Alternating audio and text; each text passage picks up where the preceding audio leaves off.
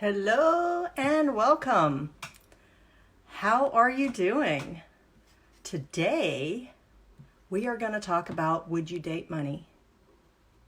That would be fantastic if you could date money and have a hot, steamy relationship, one that's more of a partnership and a joy and a giving and receiving and a respect, all those great qualities that relationships have. We are here on day 18 of our 30-day Facebook Live series, so we're more than halfway done. Welcome, Nancy. Thank you for being here. And so today, let's hop in. This is about relationships. This is about really embracing and embodying money and inviting it in to be a partner with you. So let's go over here to my notes. When you have a great relationship with money, there's the flow of money happens, and you find that money is there when you need it, and you have more than enough money than you need. You're able to take care of your needs, you're able to take care of the needs of your family, and anyone else who you might want to take care of, or any other thing, as in giving back, maybe giving back to organizations that help other people or help other animals. People like to help animals or the planet, whatever it is for you. So, are you ready to swipe right at all the right times on money? So swiping right means yes. So we're drawing an analogy to a dating app. So this is a dating app about money, and I call it plentyofmoolah.com. So when you swipe right, cha-ching, that means money's coming in, you've said yes to it, and it's happening, and it's on its way. When you swipe left, just like in a dating app, that means, no, don't want that, not having it, not for me, no thank you. All of that. So many times we end up swiping the wrong way on money, and it's because of our programming. So I have a little presentation here that I'm going to go through. Oh, hi Sky, welcome. So we're talking about would you date money and how you can have a hot, steamy relationship with money. Because after all, wouldn't that be great? Yeah. So how is your relationship now with money?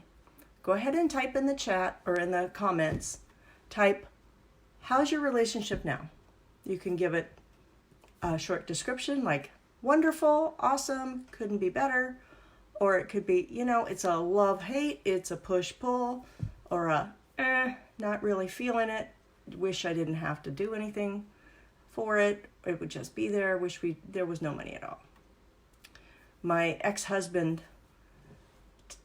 he used to say, he was so brilliant, he was a physicist, and he used to say, I wish I didn't have to eat, because it's just a waste of my time and my energy and my talents. If I could just plug myself in to the wall and get my nutrition and get what I needed, I would rather do that than eat.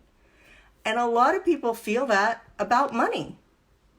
Hey, if I could just, not do all this stuff, just kind of cringe when I think about it, or no, feel icky about it, it would just be so much better. So I don't see any comments coming through yet, but hopefully you did those. Or at least for yourself, you have an idea of how is your relationship with money. So we have this dating app that I've created. It's a money dating app called plentyofmoolah.com. Yeah, I know, pretty funny. You may not have heard of that yet because I just created it. So in this app, you may or may not know about dating apps, but I'll explain. In dating apps, there are profiles. So there's pictures, there's descriptions. People talk about themselves. That's called the profile.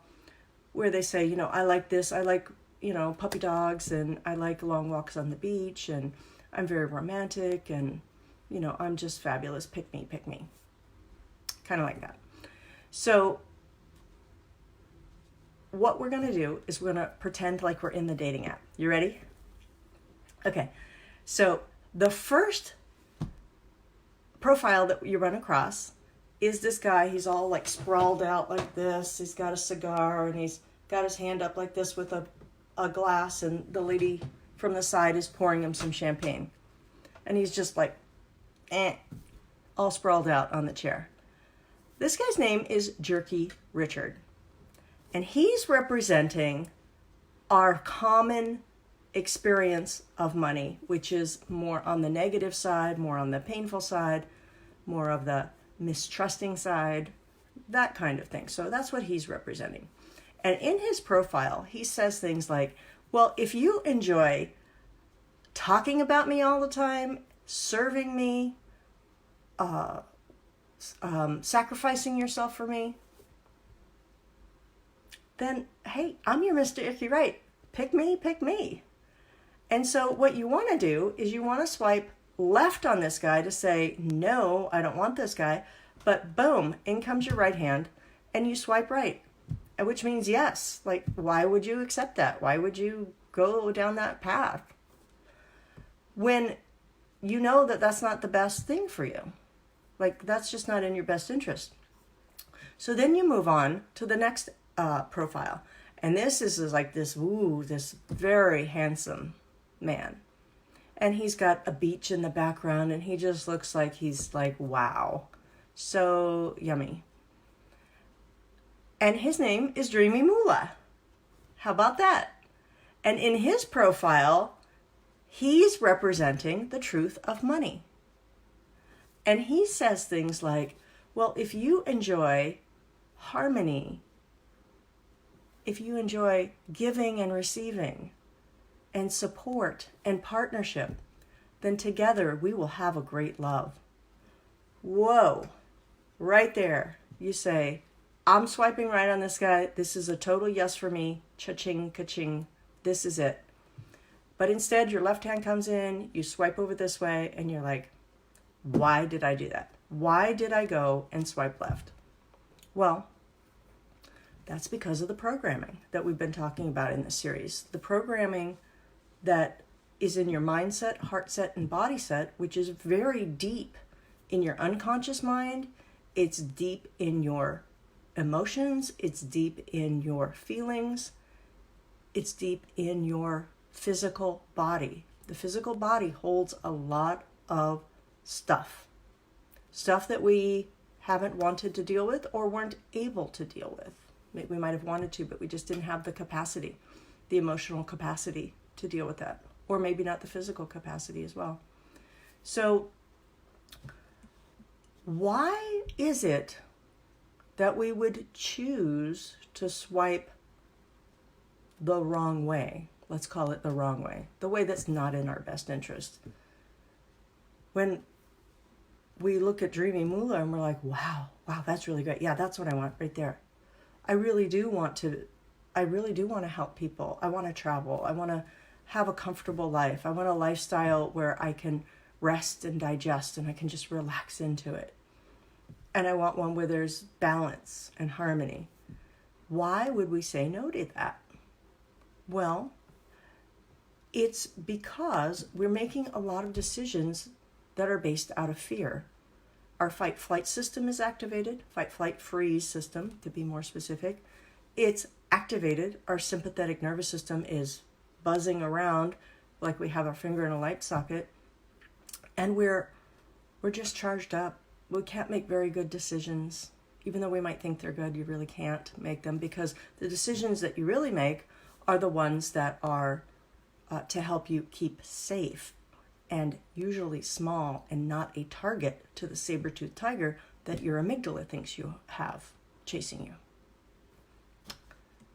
So while we're doing that, making these choices that don't serve us in the best way, we are missing out on other opportunities. It's like life is passing us by, opportunities are passing us by. Oh, there goes another one. However, most of the time we don't even see them. Sometimes we'll see them, but a lot of times we don't see them. It's as if we have our head in the sand and we're an ostrich. And, a lot happening up here above the sand level, but we're very busy scratching away underneath the sand. So we miss out on a lot of things. And life is harder for us. So how do you have a better relationship with money? Well, the very easiest, fastest way that I know of is to eradicate your money blocks. And we've been doing that throughout the series, but this is kind of a culmination. You're coming in at a great time, Sky, to hear so many of the concepts we've already spoken about kind of coming together on this one. And so it's never about the money. What it is about is, what do you want to do with the money? What do you want the money to do for you? Ask yourself that question. What do I want the money for? Because that's why you want money. Money is just this interim step to get to where you really want to go. It's not like you're not stockpiling it in your treasure chest just to have it. No, you're not doing that. I mean, of course you need some for retirement, but literally you want it to be able to fulfill other things that you really want or need in your life. So I actually watched an interview with Bill Gates. This was many years ago. And the interviewer said, or asked him, like, wow, you have so much money. You must do a lot of things with your money. Like, what are you going to do with all your money? Like, the interviewer was very enamored with the fact that Bill had so much money. And Bill said, well, beyond a certain point, money has no utility to me. It only has utility for what I can do to help other people with it. And don't you know, that's what he's doing with his Bill and Melinda Gates Foundation, he and his wife Melinda. Their mission with their foundation is to end world poverty. Wow. And also to eradicate diseases. It's amazing. So if you're like most people, you have a much bigger concept of what you want to do with money. So does anybody know how much money Mother Teresa had? This is a really fun question. I love asking this one. She had so much money in the Vatican Bank that if she had taken that money out, the bank would have been emptied.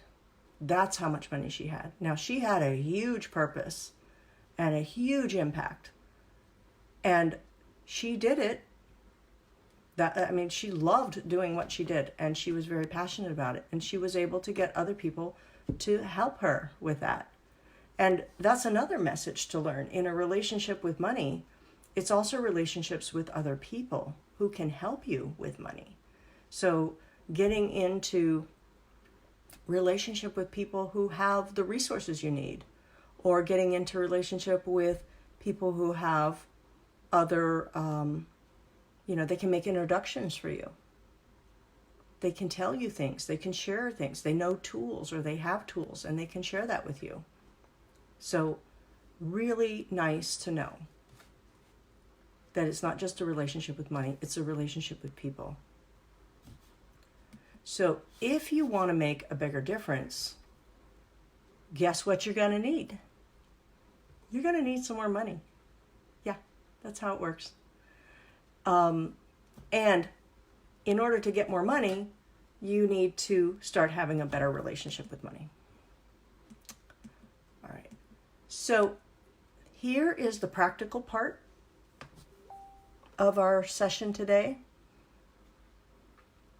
You ready? This is going to be so much fun. So some of our negative experiences of money have set us up for a not so awesome relationship with money. So take notes for yourself for which ones of these you have experienced. And then when we get to the end, I'll ask you to type in, you would type in how many of them you had. And make note for yourself which one was the most impactful. So negative experiences in programming that lead to money blocks are things like money is a source of stress. That's one. Do you have that one? Do you believe that money is a source of fear? Or maybe you've made a limiting decision. You've decided in your unconscious mind that I'm afraid of money. Yeah. No, not going to go there. Or money is a source of anxiety for you. Do you have that pattern? That's the third one. Fourth one is money is a source of problems. Fifth one, money is a source of sacrifice. And money as a source of struggle is our sixth one. So that's all part one. So 6 items on part one. Stress, fear, anxiety, problems, sacrifice, and struggle. Part two. Wealthy people are greedy is the first one. Do you have that one? Make a note, make a little tick mark. Wealthy people are mean. Wealthy people are selfish. Wealthy people are targets. That's 4. So if you have these beliefs or these limiting decisions, these are like balls and chains. Like you're like a prisoner with your ball and chain, and you're going to the quarry every day, chopping away, trying to eke out some rocks for the day and dragging around this ball and chain with you. That's what it really is happening. That's what it feels like. And that's what's happening because you have these roadblocks. That's why I call them money blocks. They really are inhibiting you from having a better relationship with money, and then you can have more money and do more things with money. All right. Item 3, money is evil. First one. Money is security. Number 2.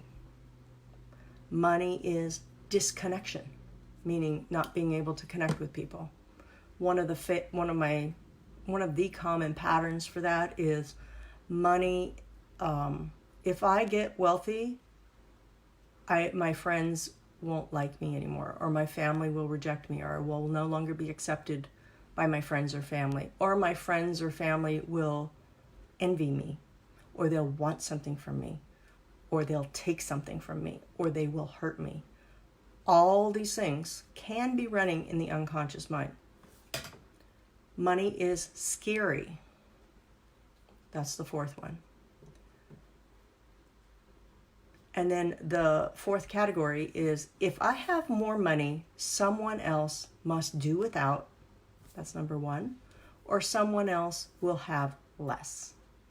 That is a big one, particularly for women. Dennis, you might chime in and let us know if men have that too. Great. So how many of those did you have? Go ahead and type in the comments. Let us know how many you had. So now we're going to do a fill in the blank. This is so much fun. This is for beliefs. Money is what? And type that in the comments. Money is what? Your first thought, without any kind of editing or questioning or criticizing or judging, just what money is what? Mine, I have worked on mine. Mine is now money is fun. But it used to be, oh shit, like my first thought was money is oh shit, was kind of my thought. I'm like, And then it goes to, wish I really didn't have to work for that. Wish I really didn't have to, do things I didn't like to do for that. Because for many years I worked in a job or jobs that I didn't like, just so that I could have money. So I could have enough money to have a comfortable lifestyle. I could have worked at other jobs and made less money, But I didn't want to do that because I wanted a certain level of a lifestyle. And I'm not talking over the top luxury. I'm just talking about, the ability to take vacations, the ability to, in my mind, have some level of security and not living paycheck to paycheck. So what I did, Nancy has security. Yeah, good one. So one of the beliefs that I grew up with, and this is from my dad, we've spoken before in this series that many of our beliefs and our patterns about money come from our parents and our loved ones and people who are in our communities as we're growing up. Not so much when we're older, although it can happen, but when we're young, or from the media, or from the church, or whatever groups you belong to, that you value them and you want to fit in with them, you will adopt their beliefs.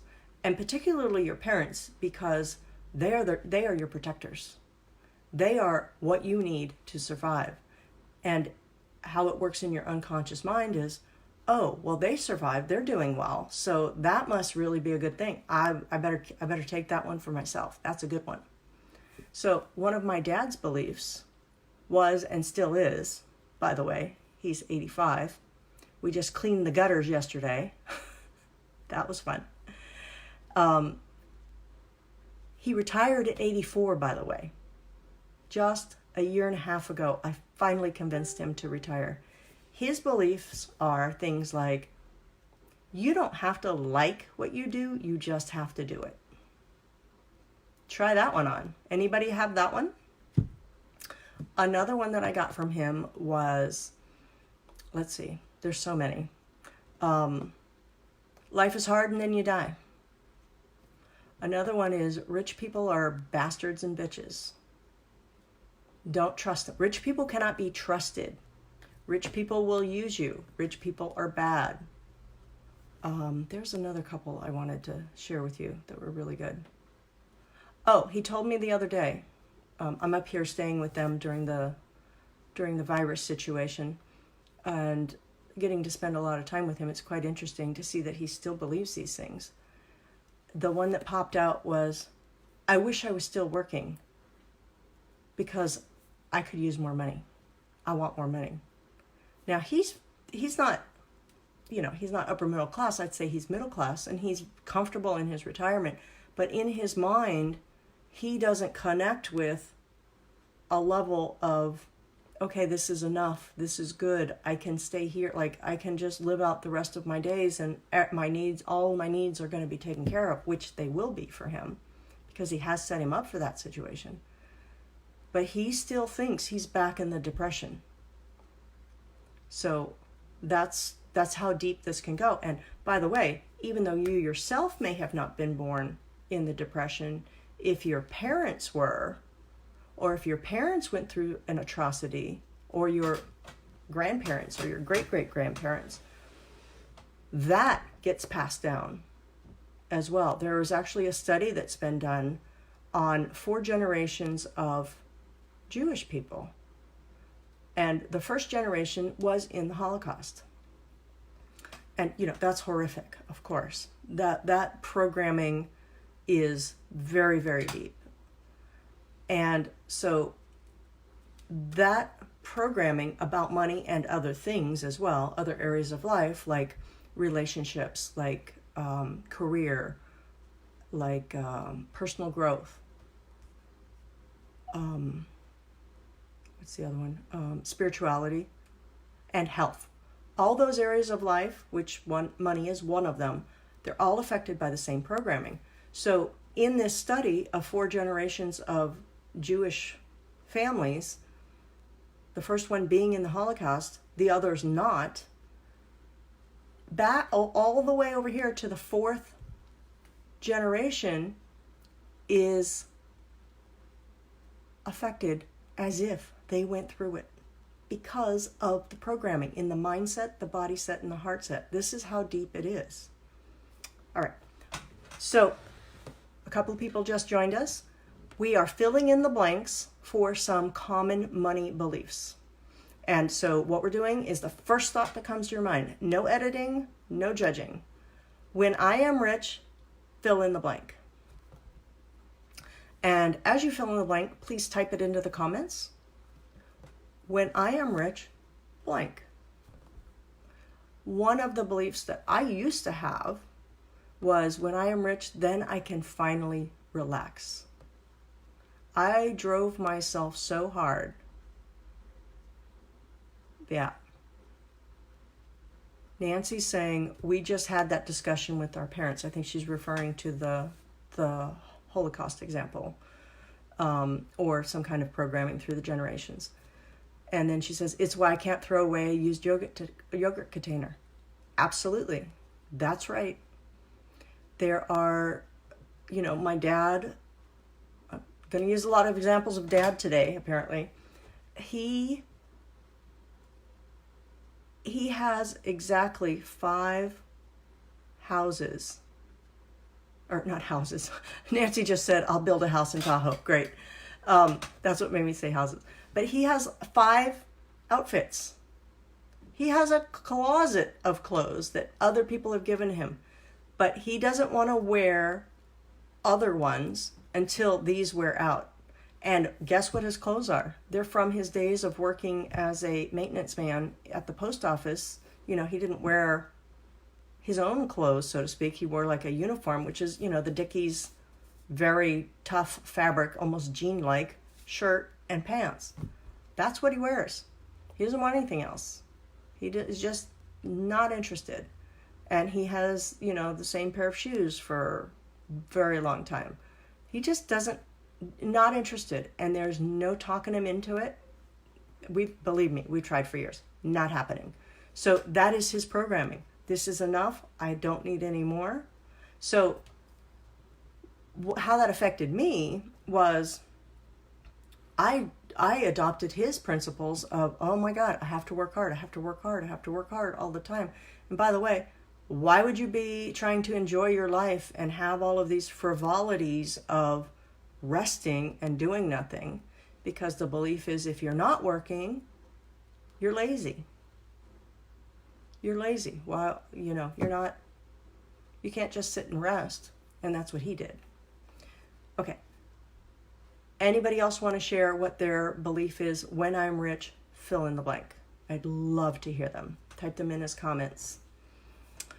Okay, our third one is fill in the blank. This is for beliefs. Rich people are, boom, fill in the blank. Whatever it is for you, your first thought.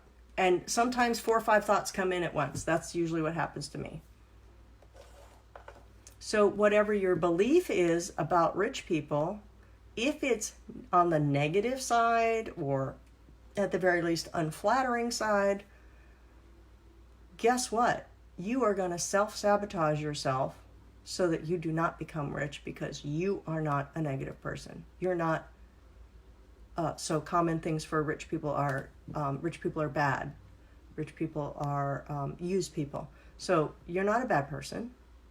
So of course you're not going to become wealthy. Okay, Nancy says, oh, good one. Rich people are lucky. Yeah, there you go. Rich people are lucky. Rich people are having fun. Yeah, great. So lucky can go either way. It could be lucky like, they didn't have to do anything for that, or, God just blessed them and I'm not that lucky. Or it could be lucky as in, that they really did put some effort into it and they there still was some luck involved.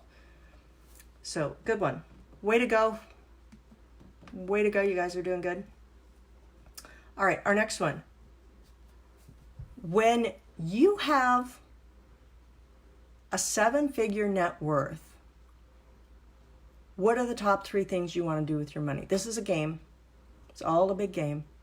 When you have 7-figure net worth, what are the top 3 things that you would do with your money? I would love to hear that. Please, please, please type those in the comments.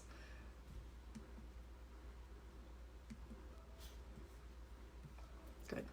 And now we're going to go into a little bit about We're still in the resources, the tools section of today's, because we're really going in practically after these techniques. There's more to do, by the way. Please don't misconstrue that what we're doing today is going to get everything. It's not. We're scratching the surface. We're getting the ball rolling today. So money likes happiness. It likes joy. It likes trust, respect, communication, love. That's what it likes. And if you're not being those things in your relationship with money, it's not going to really, come on over and be a partner with you. Money also likes to have fun, by the way, and it loves to play.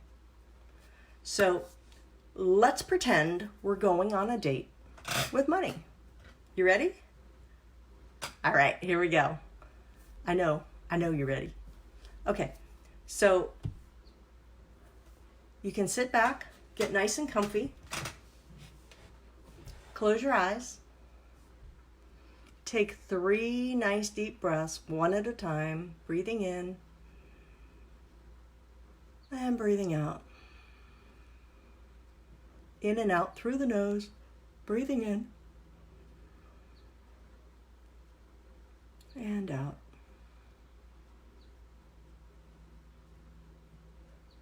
One more time, breathing in and breathing out. Good. Now we're ready to begin. Eyes stay closed. So pretend you're going on a date with money and you're preparing for the date. What's your intention for the date? Set your intention. Make it simple. Make it achievable. And now we're going to clear your mind. So pretend like there's a nice big wind coming into your mind where any thoughts that are not healthy, productive, positive about this date, the wind is just going to blow them away. Just like that. Very easy. And now we're going to do something I call visceral visualization. Eyes are still closed. Even though you're visualizing, yes, your eyes are closed. And this is a technique that I've developed. We're going to walk through the date in your mind. So now you're on the date. Or you're imagining you're on the date. What do you see? Visually, what do you see on the date? Who do you see? What do you see? What's happening? What do you observe? What do you notice?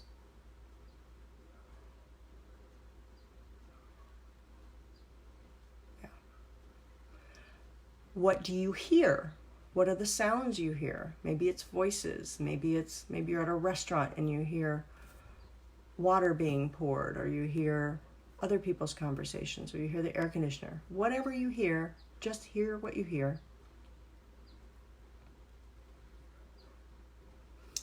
What do you feel on the date? Imagining that you're on the date, what are you feeling? Hopefully it's a good feeling. Hopefully it's positive, whatever it is. But whatever it is, it's okay. And what are you smelling on the date? What are the smells around? Maybe you're smelling flowers. Maybe your date brought you flowers. Maybe you're smelling food.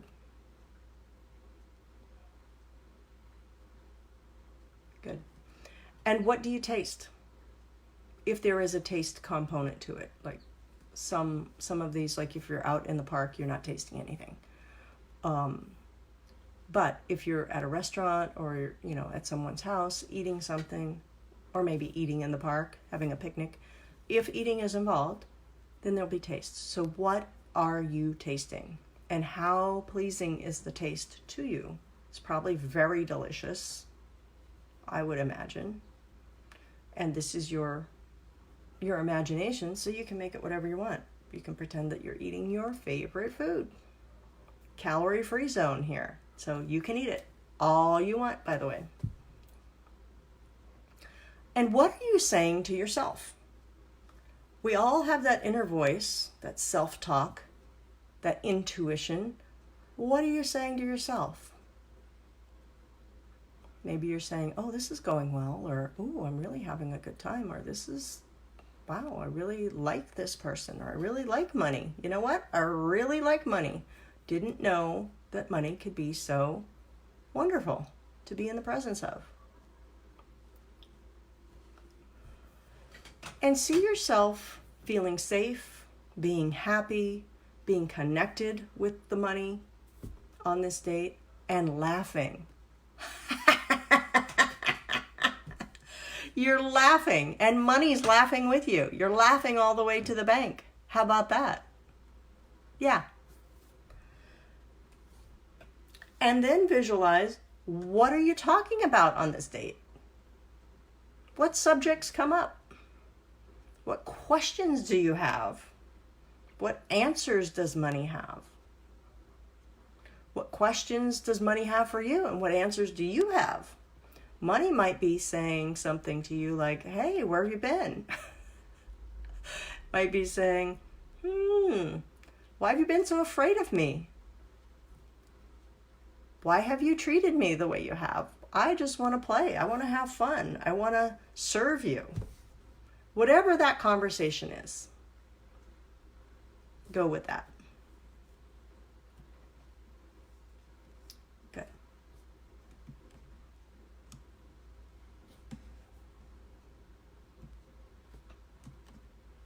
Good. And now, come back to now.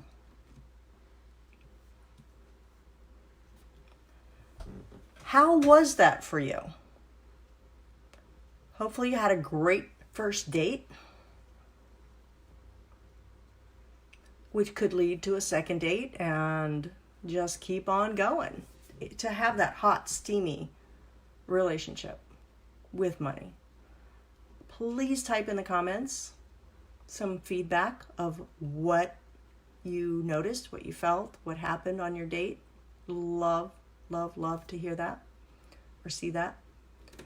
And then your homework for tonight is to write down the qualities you want in a relationship with money.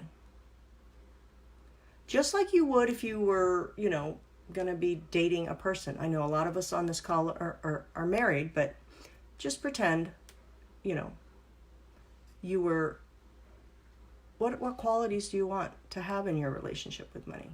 And write them down.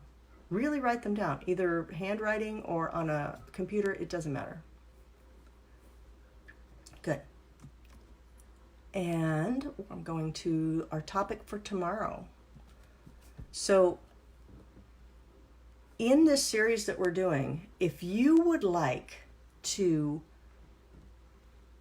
know what your money blocks are, you can go to mymoneyblocks.com, and when you do that, you can take a quiz. It's a short quiz. It's less than 2 minutes.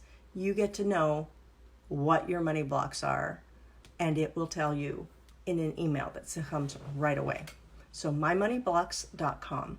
Tomorrow, we'll be back at the same time, 4 p.m. This is probably one of my favorite sections that we're going to do in this series. I have a lot of favorites, though, just so you know. Laughter is the best medicine for money fear. So we're going to be talking about the prefrontal cortex. I know, lots of words there, but that's the front part of the brain that actually has input into the amygdala as well. So when we can get the front prefrontal cortex feeling good by laughing, that's one way, then it will help to reset our nervous system. So I'll see you guys tomorrow at 4 p.m. Pacific Standard Time. Thank you for being here. Bye-bye.